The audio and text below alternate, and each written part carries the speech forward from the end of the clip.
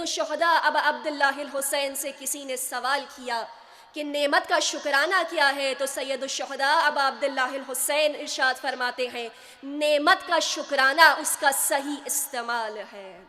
لہٰذا خدا نے جب یہ نعمت ہمیں عطا کی ہے تو پروردگار ہمیں یہ توفیق بھی دے کہ ہم اس عظیم درسگاہ سے مستفید ہو سکیں اور وہ نسل تربیت دے سکیں جو کہ آرزو حضرت فاطمہ الزہرا سلام اللہ علیہا رہے ہیں، اور وہ آرزو حضرت فاطمہ الزہرا کی عملی کر سکیں، جو کہ دو آرزویں رہی ہیں حضرت زہرا کی، ایک وحدت امت ہے اور دوسرا قیام ولایت و امامت ہے۔ حضرت فاطمہ الزہرا کہ جو فخر حضرت حوا، جو افتخار حضرت ختیجہ اور مریم کبریٰ ہیں، ایسی بیٹی ہیں کہ جب بیٹی بن کر آتی ہیں تو رحمت للعالمین کے گھر رحمت بن جاتی ہیں،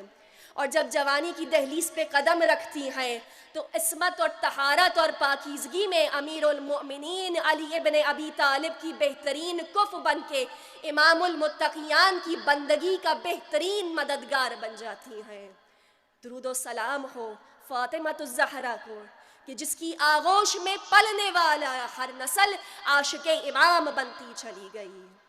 درود و سلام فاطمہ الزہرا پر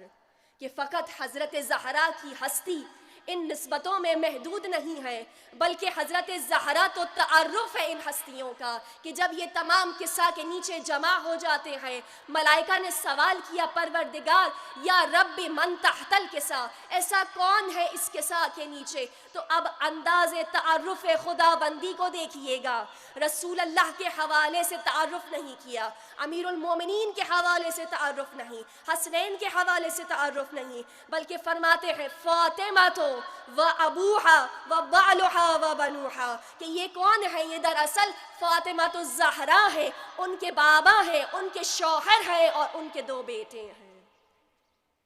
یہ وہ بی بی ہے جو ایک ہی وقت میں ام ابیہا بھی ہے اور ام الائمہ بھی ہے۔ اخلاق میں رسول اللہ صلی اللہ علیہ وآلہ وسلم کا اخلاق نظر آتا ہے، اور جب کلام کرتی ہیں تو علی ابن ابی طالب معلوم ہوتی ہیں، جب امت کی بے وفائی پر فیصلے کرے تو امام حسن مجتبیٰ کا انداز نظر آتا ہے، اور جب ظالم کے مقابلے میں میدان میں اتر آتی ہیں تو حسین ابن علی بن جاتی ہیں۔ صبر میں امام زین العابدین کی شان ہے، علم امام محمد باقر جیسا ہے، صداقت امام جعفر صادق جیسی ہے، قوت برداشت امام موسی کاظم جیسی ہے، تقویم و رضا میں امام رضا کا عکس بن جاتی ہے، تقوی امام تقی جیسا ہے، پاکیزگی امام نقی جیسی ہے، جلال الرحمانی میں امام حسن عسکری کا عکس ہے، اور ارشاد و ہدایت میں امام مہدی کی جھلک بن جاتی ہے۔ یہ وہ فاطمہ الزہرا ام ابیہا بھی ہے جو بچپن سے احساس ذمہ داری کرتے ہوئے کہ جس کو وما انطق عن الہویٰ کی زبان سے ام ابیہا کا لقب بن جاتا ہے۔ 6 برس کی تھیں جب یہ لقب ملا تھا، اور زہرا نے پھر لاج رکھی اس لقب کی جو خدا کی طرف سے ملا تھا۔ بس عزیزان محترم، آج کا دن تجدید وفا کا دن ہے کہ جب ہم یہاں پر جمع ہوئے ہیں اپنے وقت کے امام کی خدمت میں ان کی جدہ فاطمہ الزہرا کی ولادت کی مبارکباد دینے کے لیے، تو امام ہم سے منتظر ہوں گے کہ آئے تو ہو جمع ہو کر، لیکن ہمارے لیے کوئی تحفہ لے کر آئے ہو، اور وہ بہترین تحفہ جو حضرت فاطمہ الزہرا کی ولادت پر ہم امام زمانہ کی خدمت میں پیش کر سکتے ہیں، وہ ہم آپس کے تمام تفرقوں اور اختلافات کو مٹا کر امت واحدہ بن کر جب فاطمہ الزہرا کی خدمت میں جائیں گے تو ہمارا جانا بھی قبول ہوگا، ہمارا ہدیہ بھی قبول ہوگا، ہماری کانفرنس بھی قبول ہوگی، ہماری کاوشیں بھی قبول ہو جائیں گی۔ وہ زہرا، وہ سیدہ کہ جو قرآن کی عملی تفسیر بن کے نظر آتی ہیں۔ سورہ آل عمران آیہ 103 میں خدا ارشاد فرما رہا ہے وَاعْتَصِمُوا بِحَبْلِ اللَّهِ جَمِيعًا وَلَا تَفَرَّقُوا، تم سب مل کر حبل اللہ کو تھام لو مضبوطی کے ساتھ اور آپس میں تفرقہ نہ ڈالو۔ یہاں پر 3 نکات قابل غور ہیں۔ فرمایا وَاعْتَصِمُوا،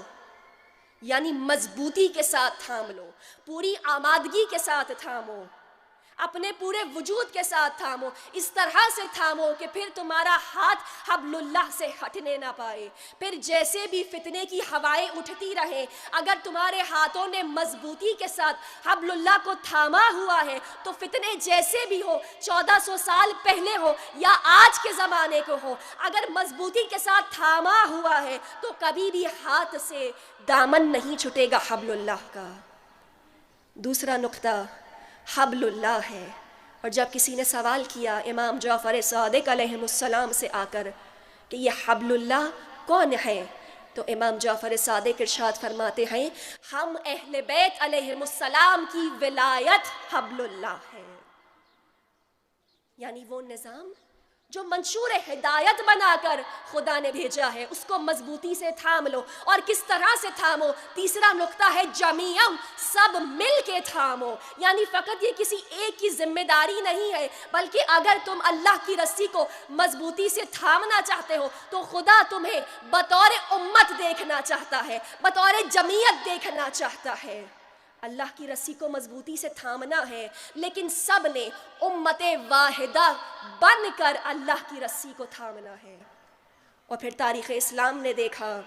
کہ جب امت نے اپنی یہ ذمہ داری عطا کی، سورہ آل عمران میں آگے چل کے خدا اس امت کی تعریف کر رہا ہے، مدح کر رہا ہے، اس کو سرا رہا ہے کہ تم بہترین امت ہو کیونکہ تم امر بالمعروف و نہی عن المنکر کو انجام دیتے ہو۔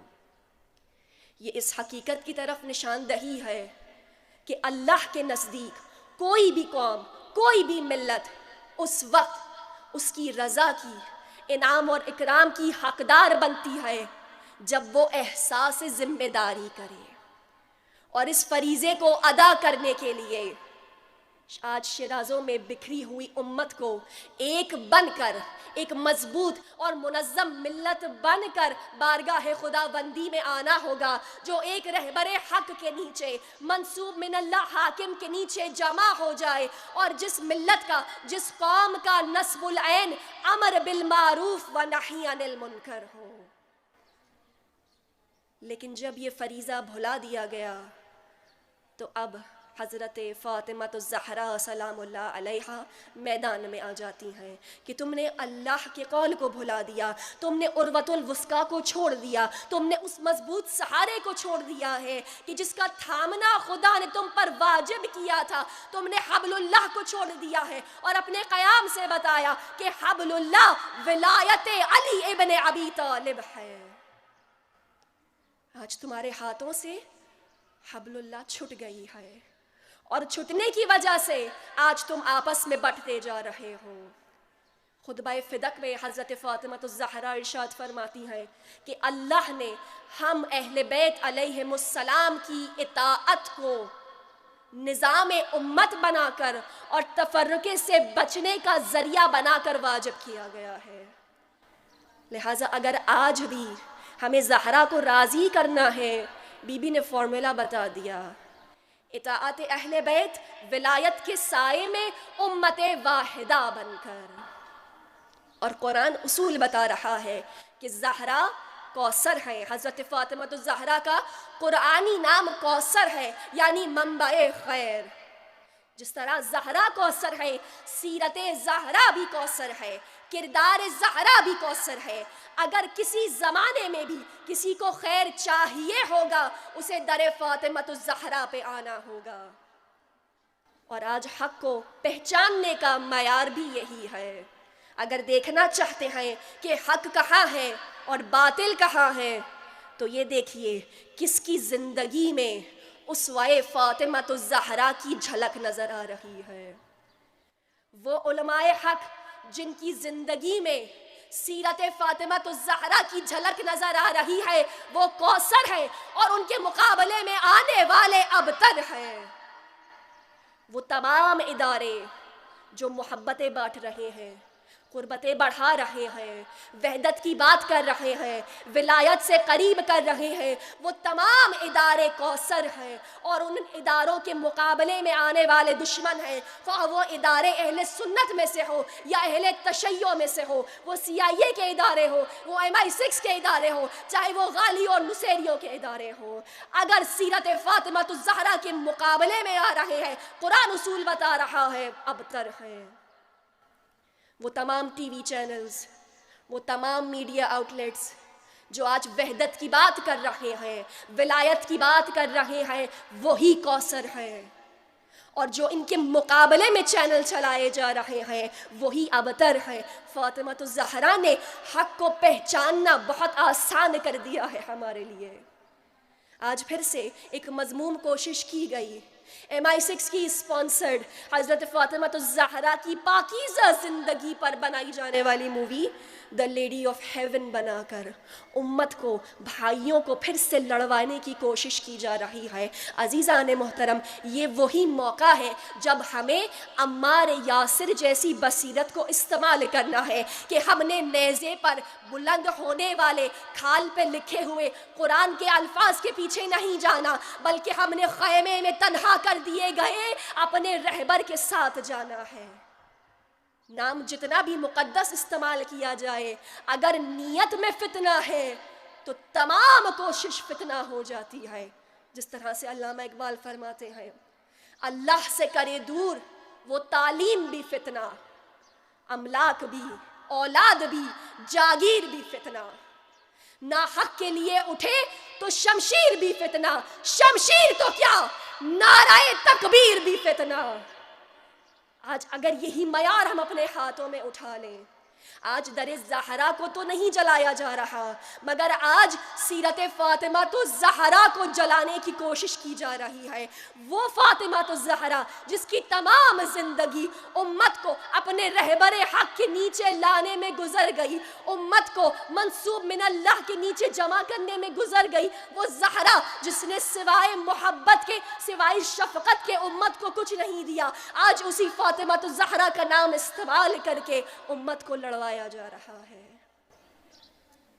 بس عزیزان محترم، آج کا دن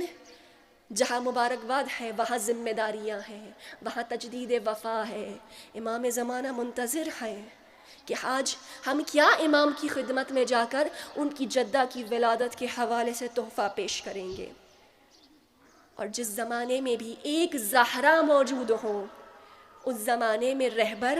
تنہا نہیں رہتے، تو آج ہم اور آپ لاکھوں اور کروڑوں کی تعداد میں موجود ہیں۔ باعث ندامت ہوگا کہ ہم اپنے آپ کو پیرو فاطمہ الزہرا بھی کہیں اور آج رہبر کو تنہا بھی کر دیں، کیونکہ جب نعمت بڑی ہے تو اس کا سوال بھی بڑا ہے، اس کی ذمہ داری بھی بڑی ہے۔ اور جس طرح سے امام جعفر صادق علیہ السلام نے اپنے شاگرد سے ارشاد فرمایا تھا، اے شاکرانی، کوئی اچھا کرے یہ خوب ہے، لیکن تم کرو تو خوب تر ہے، کیونکہ تمہاری نسبت ہمارے ساتھ ہے، اور کوئی برا کرے یہ برا ہے، لیکن تم کرو تو زیادہ برا ہے، کیونکہ تمہاری نسبت ہمارے ساتھ ہے۔ بس یہی معیار ہمارے لیے بھی ہے۔ جب ہم نے اپنے آپ کو چادر فاطمیہ میں لپیٹ لیا ہے، حجاب فاطمیہ جسموں پر سجا لیا ہے، تو ہم زمانے کو بتا رہے ہیں کہ ہماری نسبت فاطمہ الزہرا کے ساتھ ہے۔ تو اب کوئی اچھا کام کرے سرزمین پاکستان پر یہ خوب ہے، لیکن ہم کریں تو زیادہ بہتر ہے، کیونکہ ہماری نسبت فاطمہ الزہرا کے ساتھ ہیں۔ اور اگر آج کوئی خاتون غیر ذمہ دار ہے، بے حیا ہے، فاسدہ ہے، یہ برا ہے، لیکن اگر ہماری صف میں ہی کوئی ایسا موجود ہے تو یہ ہمارے لیے زیادہ برا ہے، کیونکہ ہماری نسبت حضرت فاطمہ الزہرا سلام اللہ علیہا کے ساتھ ہے۔